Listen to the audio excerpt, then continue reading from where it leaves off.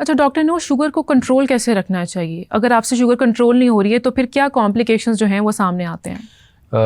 Complication पे बात बाद में करूँगा, पहले मैं ये बता दूं कि हमें अपनी डाइट में किन चीज़ों को रिस्ट्रिक्ट करना है। ठीक है।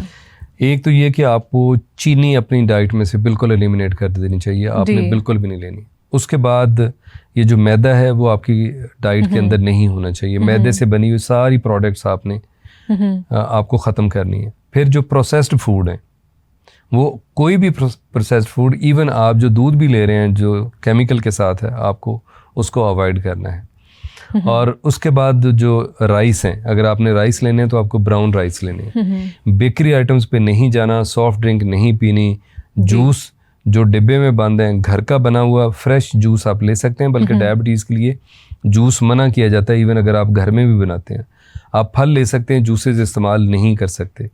इसी तरह अगर मैं दालों की बात करूं तो छिलके वाली सारी दालें डायबिटीज़ के मरीज़ों के लिए बड़ी बेनिफिशियल हैं। जैसे लोबिया है जी, साबत चने हैं, साबत मसूर हैं। सब्जियों में जैसे बीन्स हैं, वो सारी आप यूज़ कर सकते हैं। लीफी वेजिटेबल्स हैं, वो आप इस्तेमाल कर सकते हैं।